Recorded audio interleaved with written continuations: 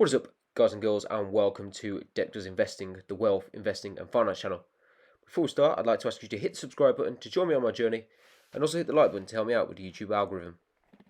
In today's video, I have episode 23 of my dividend investing journey, and since the last time I updated you guys, I've added another £1,000 capital to the portfolio and made 3 new investments.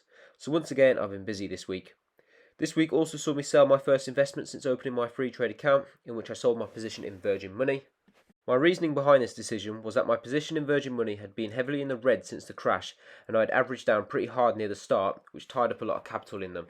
My portfolio was also very financial heavy, in which at the time I owned HSBC and Virgin Money, and then Aviva and also Legal & General, which I also class as financial stocks, which I wanted to trim down. So I took the opportunity to cut Virgin Money and then reinvest the capital back into my ISA to give it a tax shelter, whereas it was previously held in my basic account. I decided to use these funds to once again average down my positions in Legal & General, in which I purchased 237 shares for £2.42 per share, and Aviva, in which I purchased 172 shares for £2.90 per share.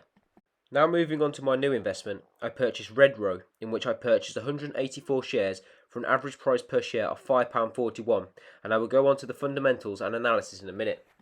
So this has been a bad week for the portfolio. As we can see, none of my investments are in the green this week, and my best performing stock is Unilever, which fell 1.46%. So with this being a week of fallers, we will start with my biggest fallers, which were Uber, which fell 16.42%, the Gym Group, which fell 14.67%, Greggs, which fell 9.75%, and 3M, which fell 8.98%. So there's a couple of articles that I found that not only explain why my biggest fallers have performed as they have, but also explain why my portfolio is in the red for the week. The first article I have found from The Telegraph, which headlines, FTSE licks its wounds after record 20% slump in the UK economy. It states the UK economy shrank by a record-shattering 20.4% in April. All sectors plunged, with construction particularly severely hit. Accommodation and food services output dropped 88% in the first full month of lockdown.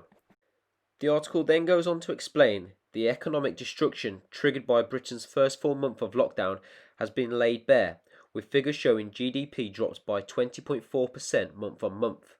The fall, which builds on an initial slump in May, means the economy shrank by roughly a quarter between February and April.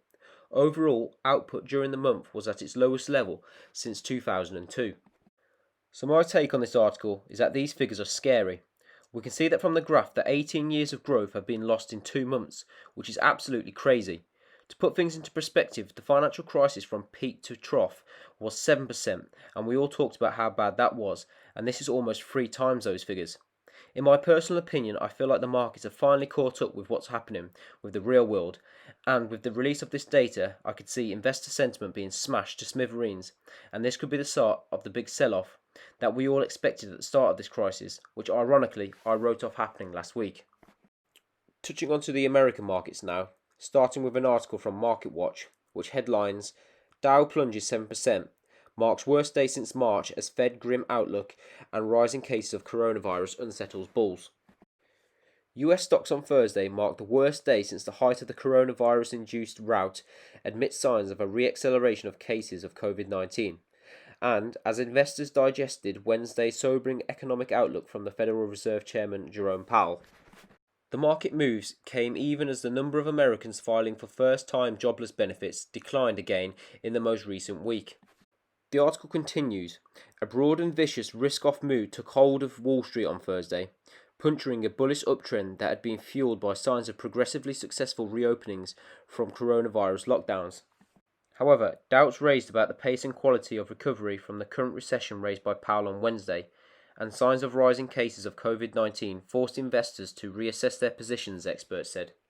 The number of US coronavirus infections passed the 2 million mark, and over 112,000 Americans have died, according to Johns Hopkins University.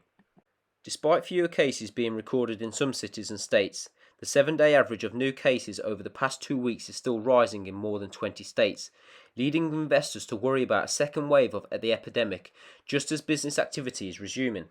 So finally, looking at Uber, which was my biggest faller this week in the portfolio, I found some news this time from the Motley Fool. It reads, Grubhub revealed late Wednesday that it would sell itself to the European food delivery company JustEatTakeaways.com in an all-stock deal. The transition initially valued Grubhub at $7.3 billion, more than Uber had offered, but shares of JustEatTakeaway.com fell sharply after the acquisition was made public, lowering the value of Grubhub in the deal as well. Also, Uber took a step back in the battle with California to classify its drivers as contractors, as the state agency ruled that they were employees, dealing Uber another regulatory setback. So my take on this bit of news is one of disappointment as an Uber shareholder. If they managed to pull off this deal, Uber would have had over 50% of the ride-eat market share, and it's disappointing that a rival has hijacked this deal. As of now, Uber's rideshare business has been crippled by the pandemic, and this could have been a fantastic opportunity to grow the Eats position whilst demand is so high. However, we can try to take some positives from this, and that shows that Uber's board stick strong to their principles, and in this case they had their set buying price and stuck to it. Now, whether or not this turns out to be a good decision, in this case, only time will tell. So that wraps up the news segment of this episode, and I will now go into the reasonings and analysis as to why I purchased Redrow. Redrow, which has the ticker symbol RDW and is traded on the London Stock Exchange, was founded in 1974, and the company acquires land and develops residential housing properties. Now, I've been waiting to add a house building company to my portfolio for a while now, to add more diversity to my portfolio, and with the housing stocks being battered, I thought now would be a good entry point for future capital appreciation. If we take a look at the 1 year chart of Redrow, we can see that it was trading at its 52-week high back in February of £8.48. Like I said previously, I managed to pick up my shares for a price of £5.41 per share, which gave me a discount of around 37% off its 52-week high, which I'm very happy with, as I still think there is plenty more growth left in Redrow. Taking a look at shareholder returns, we can see that Redrow, over a 5-year period, has returned 33.2%, which is in line with its industry average, which returned 33%. However, it's almost double that of the market, which only saw a return of 17.3%. Simply Wall Street and its analysts currently undervalue Redrow by 14.6% in comparison to its fair value of £5.86, which is a respectable discount for one of the UK's largest house building companies. Looking more at its value further, we can see that it has an attractive PE ratio of 5.8, which is lower than its industry of 9.1, and also much lower than the market of 15.2. Therefore, going off this metric, we can see that Redrow is undervalued in comparison to both.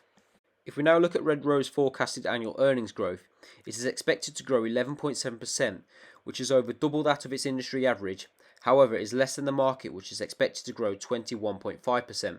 However, moving on to its forecasted revenue growth, Redrow is expected to grow 11.6%, which betters both that of its industry average and the market, which is forecasted to grow 4.7% and 3.5% respectively. These numbers were one of the major selling points to me, as I like to pick companies that are growing in the hopes of their share price following suit. As we see, its forecasted revenue growth is going to outperform its industry and the market, and even its forecasted earnings are still respectable. Moving on to Redrow's past growth analysis, we can see that over a 5-year period it grew its earnings by 16.6%, which was greater than that of its industry, which grew 13.8%, and also the market, which grew 13.4%. However, over the past year, the same can't be said. Redrow's earnings actually decreased by 2.5%, which was better than that of its industry, whose earnings fell 6.6% on average, but was outperformed by the market, which grew 2.1%. In my opinion, I believe it's these figures that are currently holding Redrow at a discount and presenting me with a great buying opportunity. Looking at this data on graph form, we can see that Redrow has an impressive profit margin of 15.3% despite its recent dip, which again I'm very happy with.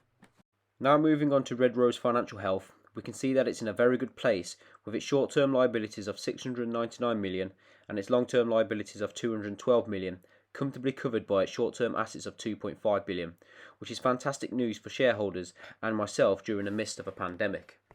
Now touching on their debt, we can see that Redrow has a debt-to-equity ratio of 4.6%, which is fantastic, and this debt, which now stands at £75 million, has fallen significantly over the past 5 years and is well covered by operating cash flow.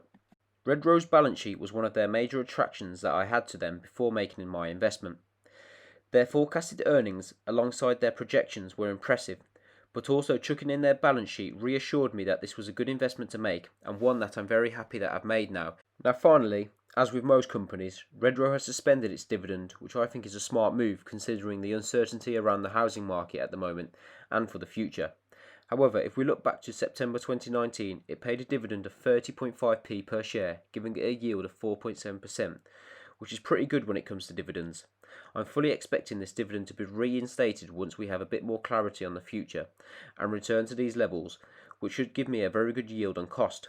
Also, looking at the graph, we can see that Redrow were increasing their dividend year on year before the cut, which is again something that I like to see when investing in a dividend growth stock. So that wraps up my portfolio update for this week. This week I have received 2 dividend payments, one from Pfizer, which I received £4.33, and from Johnson & Johnson, in which I received £1.35. So in total I received £5.69 in dividends. So despite the market seeing a pullback, it's still reassuring to see those dividends still coming in and contributing to the portfolio.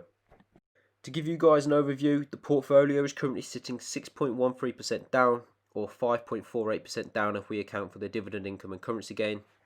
So as I've covered previously in the video, the markets have seen a big pullback, which is shown as none of my stocks were in the green this week. Whereas this time last week, if we include dividend income and currency gain, we were sitting with 0.42% down and almost at break even.